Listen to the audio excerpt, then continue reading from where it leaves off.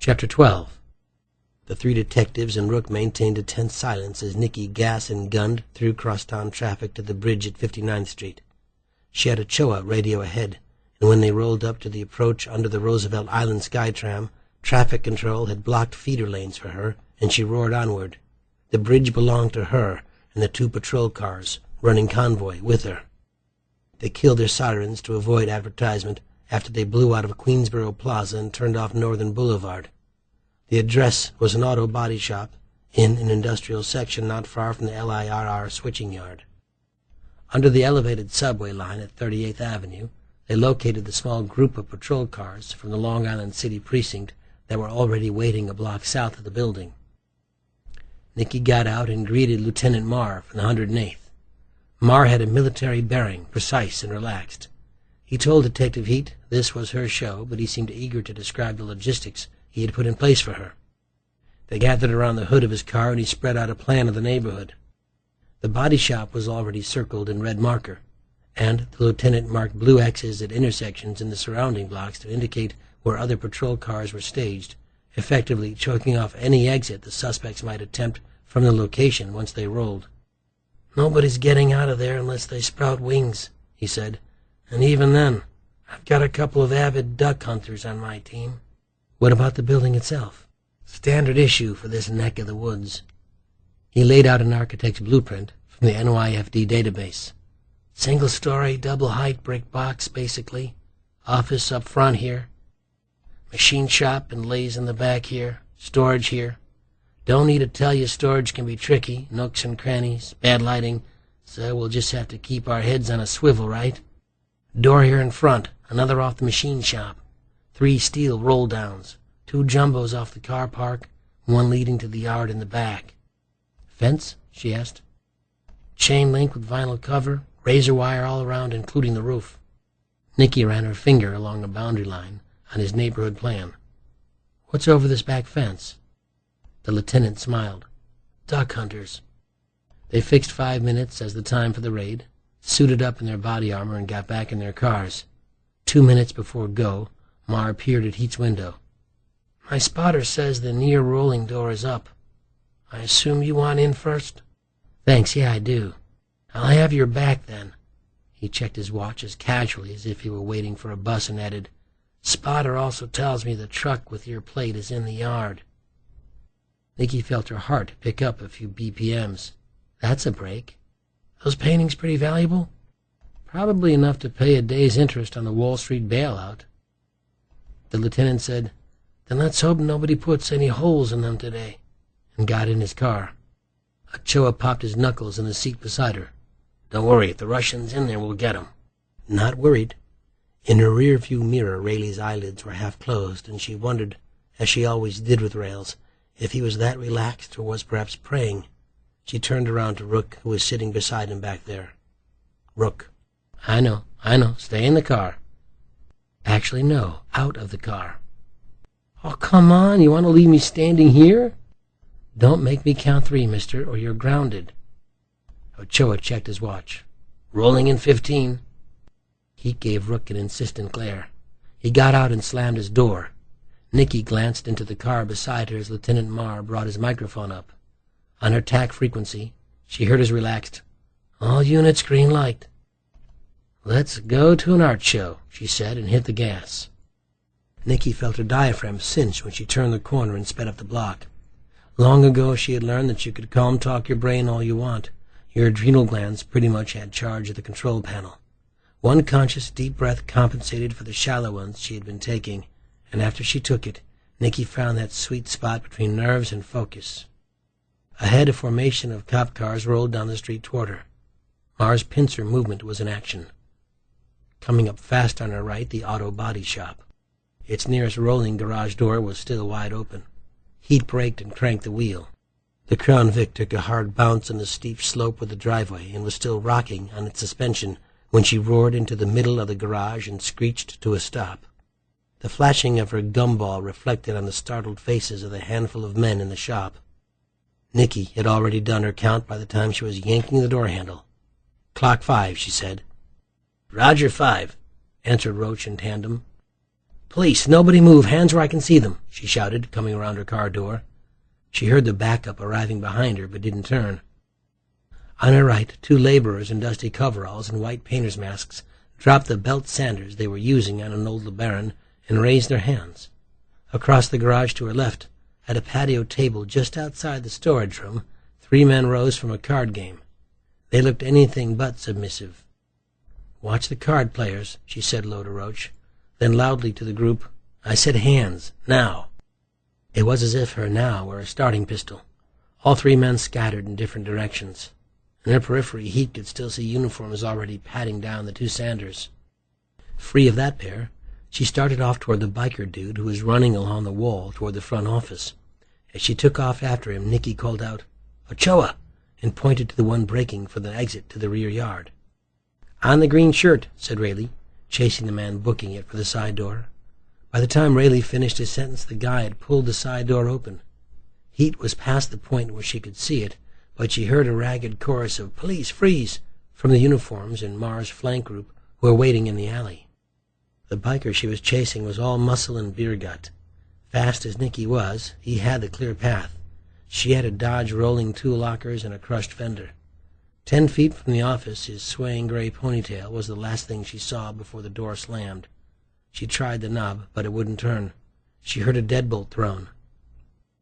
"Stand aside, detective." Mar, cool as can be, was behind her with two uniforms and helmets and goggles, holding a battering ram. The detective slid out of their way, and the two cops swung the head of the Stinger into the lock. The ram hit with the shudder of a small explosion, and the door popped wide. "Cover," said Heat. She started into the office with her piece drawn. 2 gunshots cracked the air in the small room, and a bullet embedded low in the door frame opposite her. She rotated out again, putting her back prone against the brick wall. "You hit?" asked Mar. She shook no and closed her eyes to study her eidetic image of that brief instant. Muzzle flashes from high up, window along the wall. But biker dude was standing on the desk, reaching up high with his other arm, dark square in the ceiling above him. "He's going for the roof," she said, and ran through the garage to the rear yard, where Ochoa had his man down and cuffed. "Eyes high, detective," she said. "We've got a monkey." Heat walked the perimeter of the building, her head tilted up as she went. In the gap between the body shop and the auto glass place next door, she stopped. A small piece of torn cloth waved from the razor wire on the rooftop. Nicky stood in the concrete directly under the flag of cloth and looked down. Between her shoes were 2 bright red spatters of blood. She turned and caught Rayleigh's eye from the yard, then hand-signaled the arc of the biker's jump to the next-door roof before she trotted out the gate at the corner of the building. He'd peeked around it and pulled back. The sidewalk was clear. She figured her dude would not exit down the front, but would stay up there as far as he could get before coming down. As she ran along the facade of the auto glass shop, she told herself to be grateful that this was an industrial area, and that there was a heat wave, both of which made it so she didn't have to deal with pedestrians. The end of the building marked the corner of the side street. She flattened her back against the concrete and felt it warm the back of her neck above her vest. Nicky peeked around the building's edge. Halfway up the block, the biker was climbing down a gutter drain. Her backup was coming, but was a building's length away. Biker dude was using both hands to shimmy. If she waited, he'd be on the sidewalk with a free gun hand. He'd pivoted around the corner, gun up. "Police, freeze!" She couldn't believe it. Rook was strolling up the sidewalk between her and the biker. "Whoa, it's me," he said. "Move," she yelled and waved him to the side. Rook turned behind him. For the first time he saw the man climbing down the pipe and dashed out of the way behind a parked oil delivery truck. But by then the biker was holding onto the pipe with only one hand and drew. He'd pivoted behind the wall and his shot went wide, punching into a stack of wooden pallets at the curb. Then she heard boots landing hard on pavement, a loud curse, and the clatter of something metal on concrete. The gun. Heat fast-peeked again. The biker was standing on the sidewalk, ass to her, bending to pick up his fallen gun. She stepped out, sig braced. "Freeze!" And that was when Rook flew in from the side and blind tackled him. Nicky lost her clear shot as the two struggled on the ground. She ran to them with Rayleigh and the rest of her backup following close behind. Just as she arrived, Rook flipped on top of the guy and held the gun to his face. "Go ahead," he said. "I need the practice." After they loaded the biker into the rear of a patrol car for transport to the precinct in Manhattan, Heat, Rayleigh, Rook, and the backup officers herded around the corner toward the auto body shop. On the walk, Rook tried to speak to Nicky, but she was still fuming about his interference and strode to the head of the group, showing him her back. Lieutenant Marr was making notes for his report when they entered the garage. "Hope you don't mind me using your vehicle as a desk," he said. "It's been used for lots worse. Everybody tucked in?" she asked. "You bet. Our 2 rabbits are cuffed and loaded. These other 2, he said with a side nod to the pair who had been working on the LeBaron, "they seem all right. I think their biggest problem is no job here tomorrow. Congrats on nailing your biker." "Thanks, and thanks for the setup. I owe you one." He shrugged it off. "What makes me happy is the good guys are all going home safe for supper tonight." He set his clipboard on the car hood. "Now, Detective, I don't know about you, but I want to look inside that truck." Marr and Heat led the others out to the side yard, where the sun bounce off the truck came at them like a pizza oven. The lieutenant gave the word, and one of his patrol officers mounted the rear bumper and opened the double doors. When the doors parted, Nicky's heart sank. Except for a pile of quilted movers' blankets, there was nothing in the truck. Chapter 13. In the precinct interrogation room, the biker, Brian Daniels, seemed more interested in the gauze in the back of his upper arm than in Detective Heat. "I'm waiting," she said, but he ignored her, contorting himself by hooking his chin on his shoulder and twisting himself to see the bandage under the ripped sleeve on the back of his T-shirt.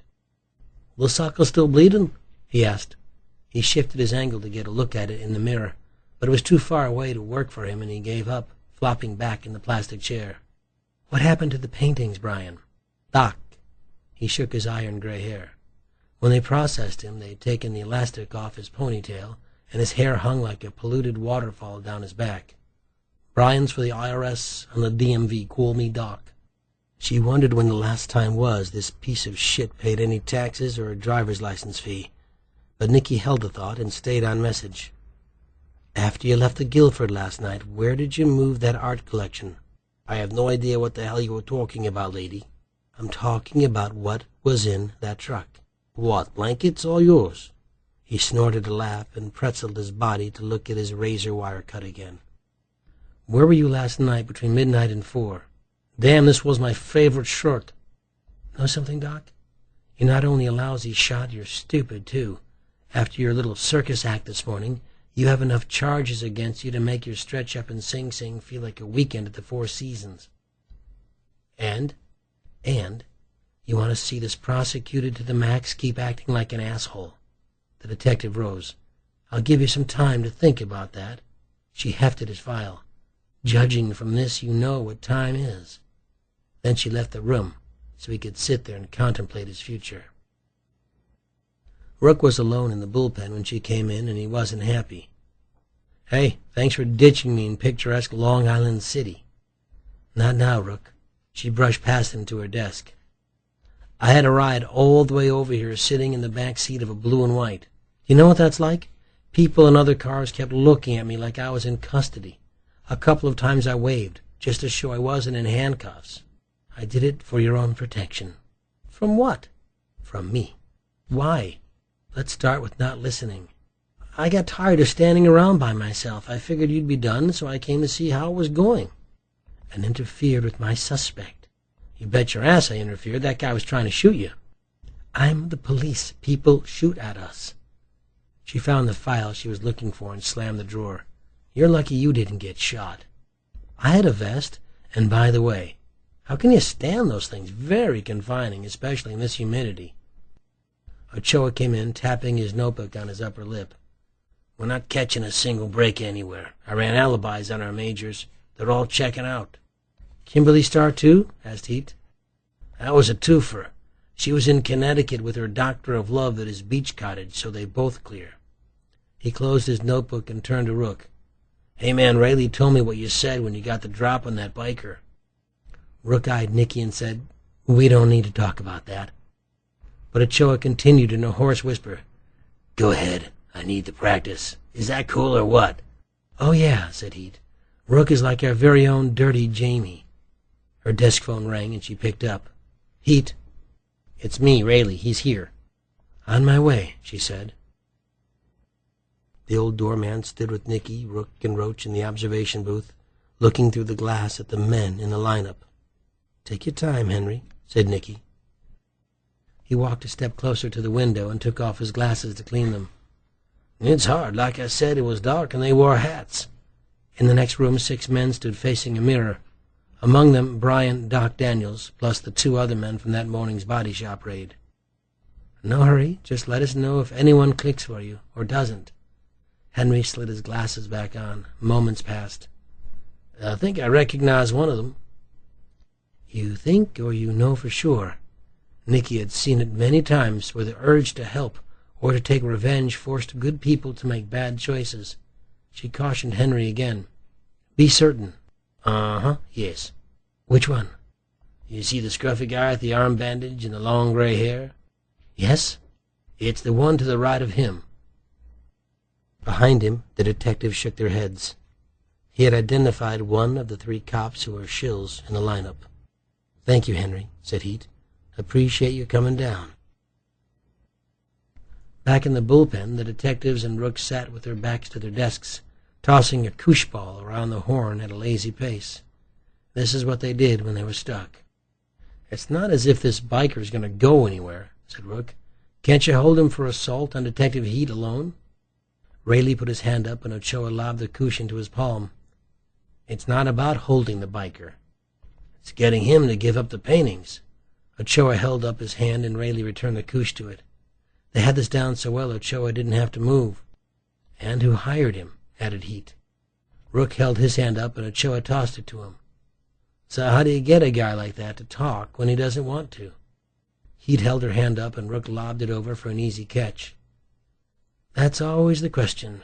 It's finding the spot where you can apply pressure." She jostled the koosh in her palm. "I may have an idea." "Never fails. It's the power of the koosh," said Rayleigh. Ochoa echoed that. "Power of koosh," and held up his hand. Nicky threw the ball and it smacked Rook in the face. "Huh," she said. "Never did that before." Nicky Heat had a new customer in the interrogation room. Gerald Buckley. "Mr. Buckley, do you know why we asked you to come in to talk with us?" Buckley's hands were folded together in a tight lace on the table in front of him. "No idea at all," he said with a look of hard study. He'd noticed he dyed his eyebrows black. "Did you know there was a burglary at the Guilford last night?" "No shit." He licked his lips and ran a knuckle backhand across his drinker's nose. "Probably the blackout, huh?" "What do you mean?" "Well, I don't know. You know. Not politically correct to say it, so I'll just say certain types like to run wild the minute the fences come down." He felt her eyes on him and couldn't come up with a safe place to look, so he concentrated on picking at an old scab in the back of his hand. "How come you called in off your shift at the Guilford last night?" His eyes rose slowly and met hers. "I don't understand the question." "It's a simple question. You're a doorman at the Guilford, right?" "Yeah." "Last night you called in to the doorman on duty, Henry, and said you wouldn't be in for your overnight shift. Why did you do that?" "What do you mean, why?" "I mean just that. Why?" "I already told you. There was a blackout. You know the city turns into a friggin' insane asylum when the lights go out. You think I was going out in that? No way. So I called in off my shift. Why are you making such a big deal?" "Because there was a major burglary, and whenever things happen out of the ordinary, like routines getting broken, like employees who work on the inside not showing up, I get very interested.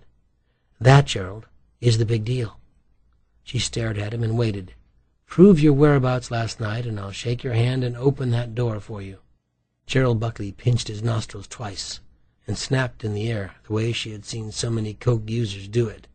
He closed his eyes a full 5 seconds, and when he opened them he said, "I want my lawyer." Of course. She had an obligation to acknowledge his request, but she wanted him to talk some more. "Do you have something you feel you need a lawyer for?" This guy was stupid and a cokehead. If he would just keep talking, she knew she could get him to box himself in. Why did you beg off the shift? Were you on the truck with the burglary crew? Or were you too scared that if it came down on your shift you couldn't play act your innocence for the next morning? I'm not saying anything more. Damn, so close. I want my attorney. At that he crossed his arms and sat back. But Nicky Heat had a plan B. Ah, the power of Goosh. 5 minutes later she was in the observation booth with Ochoa. "Where did you and Rayleigh put him?" she asked. "You know the bench by the community affairs desk near the staircase?" "Perfect," she said. "I'll do this in 2 minutes." Ochoa left the booth to take his position while Nicky returned to Gerald Buckley inside interrogation. "You get me, my lawyer?" "You're free to go." He looked at her suspiciously. "Really?" she said. He got up and she held the door for him. When Nicky emerged with Buckley into the outer office of the precinct, she didn't look at the community affairs desk, but could make out the forms of Ochoa and Rayleigh blocking Gerald Buckley's view of Doc the biker, who was sitting on the bench there. The idea was for Doc to see Buckley, not the other way around. At the head of the stairs, Nicky positioned the doorman so that his back was to Doc and then stopped. "Thank you for coming in, Mr. Buckley," she said, just loudly enough. Over Buckley's shoulder came the parting of the roach. She pretended not to notice the biker's head crane to see if she was talking to the Gerald Buckley. As soon as Heat saw alarm in the biker's face, she took Buckley by the elbow and led him down the steps out of sight. As he continued on to the bottom of the stairs, Nicky stepped back up onto the landing and called off to him, "And thank you for your cooperation. I know it's difficult, but you did the right thing." Buckley looked up at her like she was nuts and left in a hurry. Things were quite a bit different with Brian Doc Daniels when he returned to the interrogation room. Nicky made sure she was already seated when Roach brought him in, and the iron ponytail was scoping her out, trying to read some sign off her face before he sat down. "What's going on? What did that guy say to you?" Heat didn't answer. She gave a nod to Rayleigh and Ochoa, and they left the room. It was a very silent place when they went. "Come on, what did he say?" Nicky made a show of opening a file and scanning the top page. She looked up over the top of the file at Doc and said, "So, just to be clear, you consider Gerald Buckley to be a friend of yours?" She shook her head and closed the file. "Friend, ha! He's a lawyer, it's what he is." "Is he?" "Buckley'll say anything to save his ass." "That's kind of what happens when things start going bad, Doc. People start shoving friends and family off the lifeboat." When she was good and ready, Nicky crossed her arms and leaned back in her chair. "Question, I guess, is, which one of you is going to be treading water with the sharks?" The biker was running odds in his head. "Tell me what he said and I'll tell you if it's bull." "Like I'm going to do that." "Well, what am I supposed to do, confess?" She shrugged. "Let's call it cooperate." "You're right." "Hey, your call, Doc, but the smart man would get out ahead of this. Prosecutors are going to want a head on a pole." "Whose is it going to be, yours or Buckley's?" She picked up the file. "Maybe Buckley's the smart man today." Then Nicky stood. "See you at the arraignment." The biker thought that one over, but not for very long. He shook his mane of hair and said, "All right, here's the God's truth. We didn't steal any paintings. When we broke into their apartment, they were already gone." "I believe the dude," said Rayleigh. He was slouched back in his chair with his feet up on a 2-drawer filing cabinet in the middle of the bullpen. Heat was standing at the whiteboard tossing a marker from hand to hand. "Me too."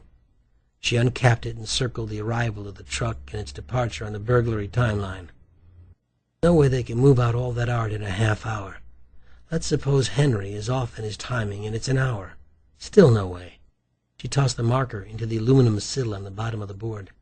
"And not be seen or heard doing it in a building full of people? From his seat, Rook raised his hand. "May I ask a question?" He shrugged. "Go ahead." "I need the practice," added Rayleigh, chuckling.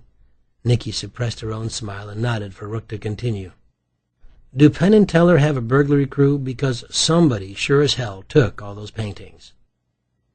Across the bullpen, Detective Ochoa hung up his phone and said, "Madre de Dios!" Then he shoved off his desk with his foot, launching himself the length of the room on his chair rollers, coming to a stop at the group. "This is big. Got back the VIN result off that Volvo from the impound." He looked down and read from his notes, which is what Ochoa did when he had news and wanted to get it right. "The vehicle's registered to a Barbara Deerfield. I made some calls, including missing persons. Barbara Deerfield was reported missing by her employer 4 days ago." "Who was her employer?" said Heat. "Sotheby's." Nicky cursed. "The art auction house." "That's right," said Ochoa. "Our dead woman was an art appraiser." Chapter 14. Rayleigh came back into the bullpen dangling his sport coat on one finger. His powder blue shirt was two-toned from sweat. "Brought your present from Sotheby's." Nicky rose from her desk. "I do love presents. What is it, a Winslow Homer? The Magna Carta?" "Better." He handed her a folded sheet of paper. "They let me print out a page from Barbara Deerfield's Outlook calendar. Sorry it's all buckled and everything. Humidity's a bear out there." Nicky held the page like she would catch something from it. "It's damp." "It's only perspiration." While she unfolded the sheet and read it, Ochoa swiveled in his desk chair and covered his phone. "Never saw a dude sweat like you, man. Shaking your hand is like squeezing SpongeBob's ass." "Ochoa, I believe that's a think, not a say." Rook stepped over to surf the page over Nicky's shoulder. "All right, we have our—" Nicky seemed to feel that Rook was standing a little too close, so she handed him the page and created some distance. "We have our confirmation that Barbara Deerfield had an art appraisal booked at Matthew Starr's apartment the morning he was killed." "And the morning she was killed," added Rook. "Likely. We still need confirmation on time of death from the M.E., but let's call it a safe assumption." Nicky used the fine tip of the marker to squeeze Barbara Deerfield's appraisal appointment with Starr into the timeline on the whiteboard, then capped the pen. Rook said, "Aren't you going to put her death on the board, too?" "No, safe or not, it's still an assumption." "Right." And then he added, "For you, maybe." Rayleigh filled her in on what he had learned about the victim from her co-workers. The whole Sotheby's office was distraught and shocked by the news. After someone goes missing, you hope for the best, but this was confirmation of their worst fears. Barbara Deerfield had a good relationship with her colleagues, was, by all appearances, stable, loved her work, seemed to enjoy a happy home life with kids in college, and was excited about planning a vacation to New Zealand with her husband. "Sounds good to me," said Rayleigh. "It's winter there, no unsightly perspiration." "Well, check out the family and friends and lovers angles to cover the bases, but my instincts aren't taking me there. How about you?" Rayleigh agreed and said so. Ochoa hung up his phone. "That was forensics. You want the news or the news?" He read Detective Heat's look and wisely decided this wasn't the time for screwing around. "Got 2 sets of results for you. First, the fiber on the balcony is a match for a pair of Pachenko's jeans." "I knew it," said Rook. "Scumbag." Nicky ignored his outburst. Her heart was gaining speed, but she acted as if she was merely sitting through the day's Tokyo Stock Exchange average while waiting for the traffic report on news radio. She had learned over the years that every case had a life. This one was not near a solve yet, but it was entering the phase where she finally had hard data to sift through. Each piece needed to be listened to, and excitement, especially her own, just made noise. "And second, you were right. There was a set of prints outside those windows off the fire escape, and we know whose." "Duh," said Rook. The detective sat and reflected a moment. "Okay, so we have one piece of evidence that points to Pachenko tossing Matthew Starr over that balcony, and we have another piece that tells us at some point he tried unsuccessfully to get in a window." She went back to the whiteboard and wrote Pachenko's name beside fibers. In a blank space she printed access and circled it. While she stood there, tossing the marker hand to hand, a new habit she noticed, her gaze went to the photo of the hexagonal ring, and then to the bruises on Matthew Starr's torso. "Detective Rayleigh, how sick are you of screening surveillance video from the Guilford?" "Like, totally?" She rested a hand on his shoulder. "Then you are going to hate your next assignment." Then she removed her hand and discreetly wiped it on her thigh. Ochoa chuckled to himself and hummed the SpongeBob theme. While Rayleigh dug out and loaded the surveillance video, Heat made her usual phone and computer rounds to check petty thefts, assaults, and ATM robberies to see if the latest reports lit up any Pachenko radar for her. There had been no sign of him since his drugstore grab. A friend of Nicky's, an undercover vice cop who was tapped into the Russian neighborhoods in Brighton Beach, had come up with nothing either. He told herself these compulsive checks were good detective work. So much of success was just donkey-level diligence. But in her true heart she just didn't like the idea that there was a dangerous man out there who'd made it personal with her and slipped off the grid. This challenged Detective Heat's cherished ability to separate herself from the emotional aspects of her work on a case. After all, she was supposed to be the cop, not the victim. Nicky allowed herself her momentary trespass onto the turf for the fully human, and then got back on the path. Where did he go? A man like that, big and obvious, injured, on the run, cut off from his apartment, would have to convert into scavenger mode at some point. Unless he had a support system and/or money stashed, his presence should be felt somewhere. Maybe he had those things. Maybe. It didn't feel right. She hung up her last call and stared out of focus at nothing. Maybe he got on one of those reality shows where they sequestered the competitors on some desert island to eat bugs and berate each other, said Rook. You know, like I'm a mouth-breathing killer. Get me out of here. Black with one equal, right? Nicky set a coffee down on Rayleigh's desk. Oh, thanks, yeah, appreciate it. Rayleigh scanned forward in the surveillance video of the Guilford lobby. Unless that means I'm pulling another all-nighter on this. No, this won't take that long. Roll up to Myrick and Pachenko and slow it down for me.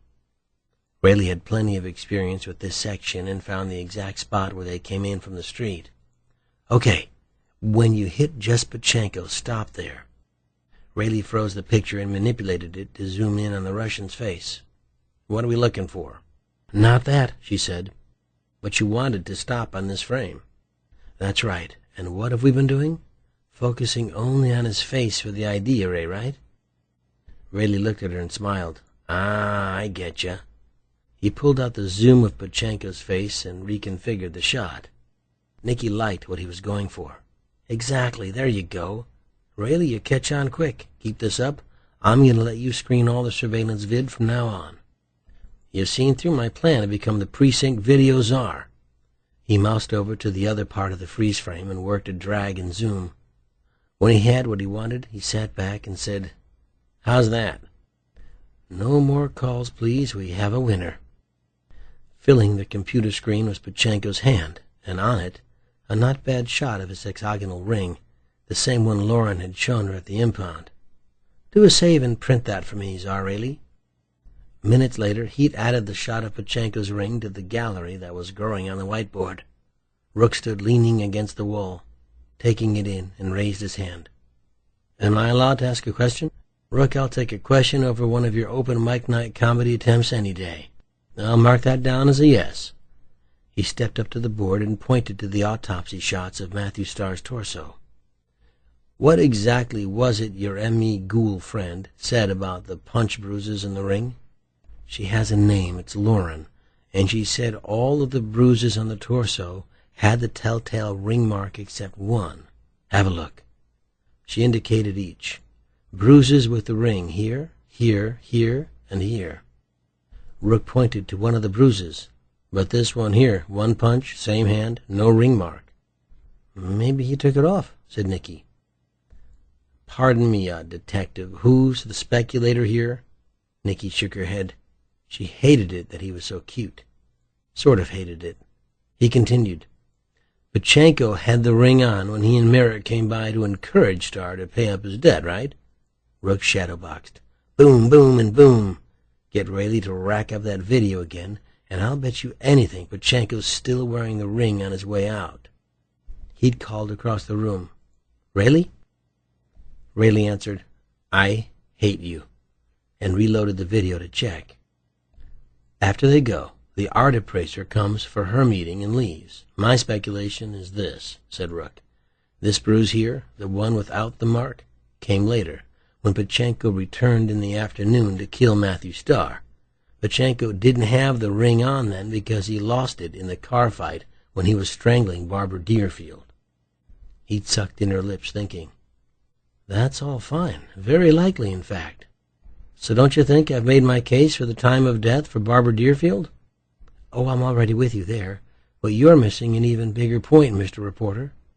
"Which is?" "Which is a big why," said the detective.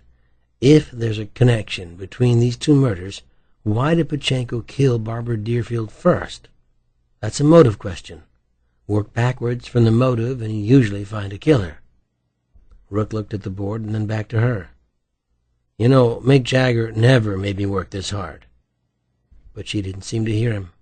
Heat was focused on Ochoa, who was coming into the room. "Did it come in?" she asked. Ochoa held up some folded papers. "Excellent." "What's going on?" said Rook. "Some people wait for ships to come in. I wait for warrants." Heat stepped to her desk and picked up her shoulder bag. "If you promise to be a good boy this time, I'll let you come watch me arrest someone." Heat and Rook walked up the stairs of the dingy apartment building and turned onto the second floor at the landing. It was an old brownstone-gone duplex in Hell's Kitchen that somebody must have thought could use some paint because everything was painted instead of repaired. At this hour of the day, the air was ripe with a combo of disinfectant and cooking odors. The stifling heat only made it a more tactile experience. "Are you sure he's here?" said Rook in a whisper. Even then his voice echoed like a cathedral rotunda. "Positive," she said. "We've had him under surveillance all day." Nicky stopped at apartment 27. The brass numerals had long ago and many times been painted over. A fossilized drip of pale green enamel formed a tier off the 7. Rook was standing right in front of the door. Nicky put her hands on his waist and placed him to the side. "In case he shoots. Don't you ever watch cops?" She stood to the opposite side. "Now you stay out in the hall until I give the all clear." "I could have waited in the car for this." "You still can." He weighed that and took a half step back and leaned against the wall with his arms crossed. Heat knocked. "Who is it?" came the muffled voice inside. "NYPD, Gerald Buckley, open the door. We have a warrant." Nicky made a short count of 2, pivoted, and kicked the door down. She drew and entered the apartment, catching the door on the rebound and giving it her shoulder as she went through. "Freeze, now!" She caught a glimpse of Buckley disappearing into the hall. She made sure the living room was clear before she followed, and in the brief lag before she entered the bedroom, he had time to get a leg out the window. Through the curtains she could see Ochoa waiting on the fire escape for him. Buckley stopped and started to come back inside. Nicky gave him a surprise assist, holstering her gun and yanking him backward by the collar. "Whoa," said Rook with awe. Nicky turned to see him standing in the bedroom behind her. "I thought I told you to wait outside. It smells out there." Turning her attention back on Buckley, who was face down on the floor, Heat pulled his hands behind him.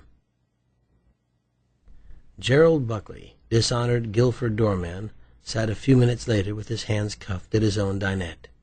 Nicky and Rook sat on either side of him while Roach searched his place. "I don't know why you're bugging me," he said. "This what you do every time there's a rip-off somewhere, hassle the guys who happen to work there?" "I'm not hassling you, Gerald," said Heat. "I'm arresting you." "I want a lawyer." "And so you shall have one. You're going to need one, too. Your biker pal, Doc, I don't want to say drop the dime, that's so Starsky and Hutch." Nicky's digressions were pissing him off, which made her want to do them all the more. Get him rattled, loosen his tongue. "Let's be more civilized. Let's say he implicated you in a sworn statement." "I don't know any bikers." "Interesting, because Doc, a biker, by the way, says you were the one who hired him to pull the art theft at the Guilford. He says you made a rush call to him when the blackout hit. You asked him to get a crew together to break into the Star apartment and steal all the artwork." "Bullshit." "It's tough to put a crew together for a big job like that on short notice, Gerald. Doc says he came up short and asked you to be his fourth on the job, which I guess is why you had to call in and tell Henry you couldn't make your shift." "I love the irony. You had to call in and say you couldn't work so you could come in and pull a job. Do you appreciate irony, Gerald?" "Why are you tearing my place up? What are you looking for?" "Anything that can make your life difficult," Heath said. Rayleigh appeared in the doorway, held up a handgun, and continued his search. "That might do. Hope that's got a permit, or this could be a troublesome visit." "Bitch." "You know it," she said with a smile. He turned his head away and just sat there. So much to talk about. Ochoa spoke from the living room. "Detective Heath." Rayleigh came in to take her place with the prisoner as Nicky excused herself. Buckley looked at Rook and said, "What are you staring at?" "A man in deep doo-doo." Ochoa stood at the far end of the couch where the liquor cabinet door was open. He pointed inside and said, "I found this stashed in here behind the peppermint schnapps and gin bottles." With his gloved hand he held up a camera, an expensive, high-quality digital SLR. "Check it out." He turned the camera body upside down so she could read the tiny rectangular inventory label with the barcode and serial number on the bottom, and the print above the code read, "Property of Sotheby's." Chapter 15. Jameson Rook stood in the precinct observation room staring in at interrogation, where Gerald Buckley waited, fully involved in picking his nose. The door opened and closed behind Rook. Nicky Heath glided up to his elbow and looked through the window with him. "Charming," she said. "No, it's worse. I can't look away." Indeed, Rook kept watching as he said, "Don't they know people are watching them on the other side of that mirror? And the guy's gotta want it, manacled like that." "Are you quite done?" "Yes." Sotheby's confirms the serial number as Barbara Deerfield's camera. The memory chip is full of shots she took of Starr's art collection. "Taken that morning?" he asked. "The shots will be time-stamped." "Ooh, scary good. Somebody's catching on." He took a small bow, and she continued. "Yes, from the morning of. Rayleigh's copying all the photos to his hard drive. Rayleigh, the new king of all media. I believe that would be Czar. So that means Buckley was either there when she was killed, or he got her camera from Pachenko after." He turned to her. "Or am I offending your methodical ways with my reckless speculation?" "No, actually, I'm right there with you this time, writer boy. Either way, that camera connects Buckley and Pachenko." She moved toward the door to interrogation. "Let's see if I can get him to say how." She was just reaching for the door when Ochoa came in from the hall. "His lawyer just got here." "You know, I thought I heard the garbage truck." "You may have a little time. Somehow her briefcase got lost when she was coming through security." "Ochoa, you dog." "Woof." Buckley sat upright when Detective Heat came in, a sign he knew this wasn't the foreplay interview he'd had in that very room earlier. He tried to wear a look of defiance, but his concentration on her, trying to get a reading of how deep this shit was, told Nicky he could be had at some point. Maybe not in this meeting, but he'd fall. Once she saw that look, they all toppled eventually. "The bitch is back," she said, and then eased into her chair. Nicky was in a hurry. The lawyer would be there too soon. She knew that, but she had to play the poker game. Buckley's tell gave him away. She wasn't about to level the playing field by letting her impatience show, so she sat back with her arms crossed like she had all the time in the world. He did his nervous mouth lick. Soon as she saw the dry tongue squeegee across the gums, she began. "Would you be offended if I said you don't strike me as the art thief type? I could see you doing a lot of things. Dealing drugs, stealing a car, dine and dash, but masterminding a multi-million-dollar art heist?" "Sorry, I'm just not seeing it." The detective sat up and leaned toward him. "You put out the call for Doc the biker to get a crew up for the burglary, but somebody had to call you first. And I want to know who that was." "Where's my lawyer?" "Gerald, you ever watch those infomercials where they say special limited time offer, so act now? With the shitstorm you're facing, we're in that zone now, you and I." His eyes were flicking, but he wasn't budging yet. She pressed him from another angle. "Of course, you don't see a lot of those infomercials. Mostly they're on late at night, and that's your usual door shift." He shrugged. "You know that. Everybody knows that." "But it leads me to wonder. As we went over the surveillance video from the Guilford the day of Matthew Starr's murder, we saw you were there in the early afternoon." "So I worked there." "That's what I thought when I saw you on the video the other day. But recent events have me looking at your presence in a whole new light. Hey, I did not kill Mr. Starr. I'll make a note of that. She flashed a smile and dropped it. I'm wondering about something else, and you're just the guy to ask. You didn't by any chance help anybody into the building during your off-the-clock visit, did you? I know there's a locked access door on the roof. Is it possible you opened it up for somebody when you were hanging around at about 12:39 p.m.? There were 2 light knocks on the door. Damn, Ochoa signaling the attorney. Gerald, limited time offer. A woman's ruffled rant seeped through from the ob room. Sounds like my lawyer, said Buckley. Sounds like a dental drill, thought Nicky. Well, did you let someone in from the roof? There was an air suck as the door opened. Ochoa came in with a brittle woman in a mud-colored suit.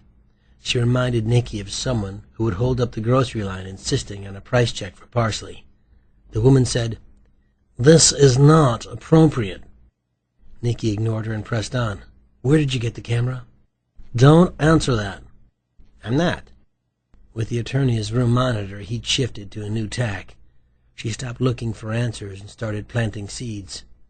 "Did Pachenko give it to you as a gift in exchange for the favor?" "My client has nothing to say." "Or did you rip the camera off from him?" "Pachenko's not the kind of guy you rip off, Gerald." "Detective, this interview is over." Nicky smiled and stood up.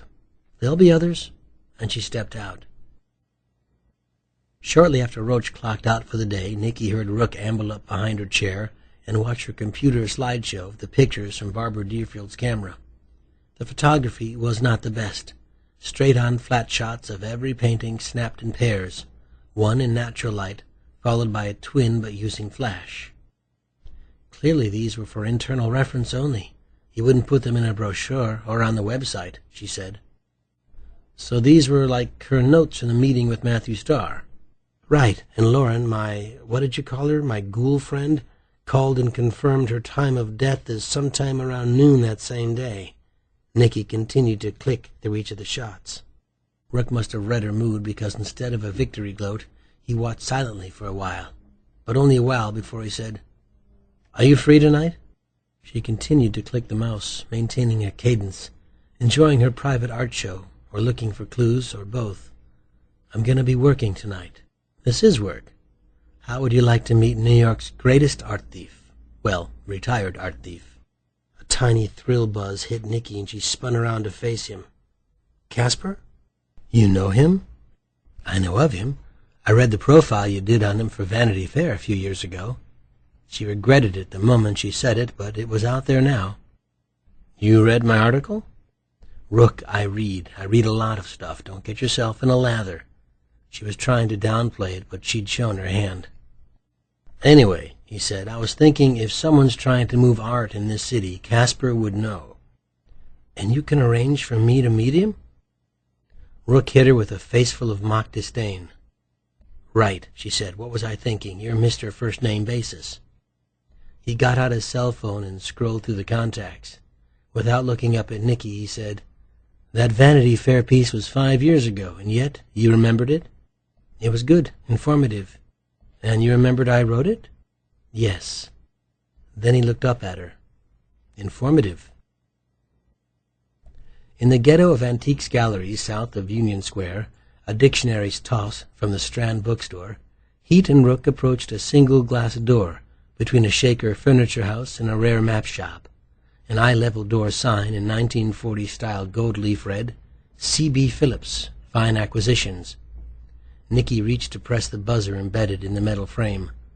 "I wouldn't do that," said Rook. "Why not? Don't insult the man." He held up a forefinger to say, "Wait a sec." It was actually 2 seconds before the buzzer sounded. Rook said, "He's Casper." He knew. He always knows, and pushed the door open. They climbed a flight of polished blonde hardwood stairs through a mellow downdraft, the ghost scent of an old public library. At the landing, Nicky took in the room and was reminded of one of the truths of New York City. You can never tell from the door what's behind a door. The hushed showroom of C.B. Phillips' Fine Acquisitions sat 1 flight of stairs from Broadway, but was a time journey across latitudes, to a vast drawing room empty of people and teeming with dark, heavy furniture in velvets and needlepoints lit low below the tasseled maroon shades of small table lamps and muted ochre wall sconces. Clubby artworks of maritime scenes, bulldogs in military dress, and cherub architects adorned walls and carved mahogany easels. Nicky looked up and was staring at the pattern of the vintage stamped tin ceiling when the soft voice right beside her made her jump. "It's been too long, Jameson." His words were whiskey soft, carried on candle smoke. In it there was a hint of Euro somewhere she couldn't pinpoint but found pleasant. The dapper old man turned to her. "I apologize if I startled you." "You came out of nowhere," she said. "An act that has served me well. Leaving as quietly, that's a diminishing talent, I'm sorry to say. It has led to a comfortable retirement, though." He gestured to his showroom. "Please, after you." As they crossed the thick oriental rug, he added, "You didn't tell me you were bringing a police detective." Nicky paused. "I never said I was a detective." The old man simply smiled. Rook said, "Wasn't sure you'd see me if I told you that, Casper." "I probably wouldn't have, and it would have been my loss." From anyone else it would have been a laughable bar pickup line. Instead, the dashing little man made her blush. "Have a seat." Casper waited until she and Rook took places on a navy corduroy sofa before he folded into his green leather wing chair. She could see the outline of a sharp kneecap through his linen trousers when he crossed his legs. He wore no socks, and his slippers looked custom-made. "I have to say you're every bit what I pictured." "She thinks my article made you sound debonair," said Rook. "Oh, please, that old label." Casper turned to her. "It's nothing, trust me. When you reach my age, the definition of debonair is that you shaved this morning." She noticed that his cheeks gleamed in the lamplight. "But one of New York's finest doesn't have time to come here simply to visit. And since I'm not wearing bracelets and being read my rights, I can safely assume my past hasn't caught up with me." "No, it's nothing like that," she said, "and I do know you're retired." He answered with a little shrug and opened a palm, perhaps hoping she'd believe he was still an art thief and cat burglar, and in fact he convinced her at least to wonder. "Detective Heat is investigating an art theft," Rook said. "Rook tells me you're the one to talk to about major art sales in the city, on or off the books." Again he answered with a shrug and hand wave. Nicky decided the man was right. She didn't have the inclination to sit and visit, and dove in. During the blackout, someone burglarized the Guilford and stole the entire Matthew Star collection. "Oh, I love it. Calling that glorified hodgepodge collection." He shifted and recrossed his bony knees. "Good, then you are familiar with it," she said. "From what I know, it's not a collection at all so much as a Cobb salad of vulgarity." He nodded. "Similar comments have been made." She handed him an envelope. "These are copies of photos of the collection made by an appraiser." Casper shuffled through the prints with undisguised disdain. "Who collects Dufay together with Serrini? Why not add a Toreador or a clown on black velvet?" "You can keep those. I was hoping you could look them over or show them around, and if you hear of anyone trying to sell any of the pieces, let me know." "That's a complex request," said Casper. "One side of that equation or another could involve friends of mine." "I understand. The buyer doesn't interest me so much." "Of course, you want the thief." He turned his attention to Rook. "Times haven't changed, Jameson. They still want the one who took all the risk." Rook said, "Difference here is that whoever did this probably did more than steal art. There's a possibility of a murder, maybe two." "We don't know that for a fact," he'd said, "just to be honest." My, a straight shooter." The elegant old thief gave Nicky a long look of appraisal. "Very well. I know an unorthodox art merchant or two who might be of service. I'll make some inquiries as a favor to Jameson. Plus, it never hurts to pay forward a bit of goodwill with the gendarmerie." Nicky bent over to pick up her bag and started to thank him, but when she looked up, he was gone. "What's he talking about?" said Rook. "I think he still makes a great exit." Nicky stood in the precinct break room staring through the observation window of the microwave at the spinning carton of barbecued pork fried rice. Not for the first time, she reflected on how much time she spent in that building, observing through windows, waiting for results. If it wasn't into interrogation rooms at suspects, it was into microwave ovens at leftovers. The chirp sounded, and she took out the steaming red carton with Detective Rayleigh's name sharpied on two sides. Triple exclamation points included. If he really meant it, he would have taken it home with him. And then she thought about the glamour of the cop's life. Finishing off the workday with more work, eating a dinner of leftovers that aren't even your own. Of course, Rook had tried to press for an evening. The obvious advantage of his generous offer to engage Casper was that the meeting ended at dinner time, and even on a humid, uncomfortable night, there was nothing like sitting outdoors at the Boat Basin Cafe with some baskets of char-grilled burgers, a galvanized bucket of Coronas planted in shaved ice, and a view of the sailboats on the Hudson. She told Rook she had a date. When his face started to rearrange, she told him it was in the bullpen with the whiteboard. Nicky didn't want to torture him. Yes, she did, just not like that. In the after-hours quiet of the bullpen, without phones or visits to interrupt her, Detective Heat once again contemplated the facts laid out before her on the landscape of the jumbo porcelain enamel board. Just half a week ago, she had sat in this very chair with the same late-night view. There was more information for her to look at this time. The board was filled with names, timelines, and photographs. Since her previous night of silent deliberation, 2 more crimes had gone down. 3, if you counted the assault on her by Pachenko. Pachenko, she said. Where did you Pachenko? Nicky went meditative. She was anything but mystical, but she did believe in the power of the subconscious. Well, at least hers. She pictured her mind as a whiteboard and erased it. Clearing herself, she became open to what sat before her, and whatever patterns formed in the evidence so far. Her thoughts floated. She batted stray ones away and stuck to the case. She wanted an impression. She wanted to know what spoke to her, and she wanted to know what she'd missed. She let herself travel, gliding above the days and nights of the case, using the big board as her photos. She saw Matthew Starr's body on the sidewalk, and revisited Kimberly surrounded by art and opulence in her faux preppy grief. Saw herself interviewing the people in Starr's life, rivals, advisors, his bookie and Russian enforcer, his mistress, doorman. The mistress. Something the mistress said pulled her back, a nagging detail. Nicky paid attention to nags because they were the voices God gave to clues. She stood and went to the board and faced the mistress info she had posted there. Office romance, love letter intercepted, top performer left the company, muffin shop, happy, no motive, and then she looked to the side. Nanny affair? The former mistress had seen Matthew Starr in Bloomingdale's with the new mistress. Scandinavian. Nicky found Agda personally inconsequential and, more importantly, properly alibied for the murder. Yet what was that nag? She put the empty Chinese takeout carton on Rayleigh's desk and slapped a post-it note to it, thanking Rayleigh with 3 exclamation points, and taking perverse glee in her triple exclamations. Underneath, she wrote another note to bring in Agda for a 9 a.m. chat. There was a blue and white from the 1-3 parked outside her apartment when she got there. Detective Heat said hi to the officers inside it and went upstairs.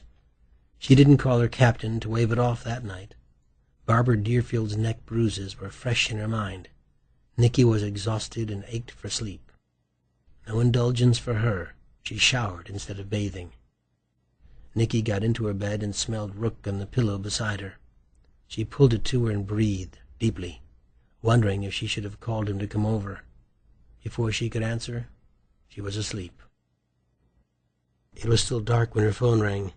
The sound reached her through a depth of slumber she had to claw her way up from. She reached for her cell phone on the nightstand with sleep-dead hands, and it fell to the floor. By the time she got to it, the ringing had stopped. She recognized the number and did a voicemail fetch. "Hey, it's Ochoa. Call me right away, all right? Soon as you get this." He vibed a breathless urgency not like him. The sweat on Nicky's naked skin chilled when his message continued. "We found Pachenko.